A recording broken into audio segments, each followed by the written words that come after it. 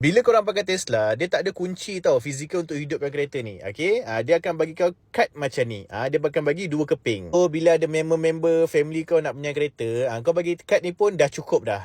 Macam senang kan kalau macam tu. Tapi katakanlah kad ni kau tercicik, orang lain jumpa, dia boleh buka kereta kau pakai kad ni dan dia boleh jalankan kereta kau dengan hanya menggunakan kad ni juga. Nak elakkan masalah tu berlaku, dalam sistem Tesla ni dia ada safety features untuk korang masukkan password sebelum dia boleh jalan. Dia senang je, pergi dekat bahagian setting, pergi dekat bahagian safety, scroll ke bawah, cari pin to drive.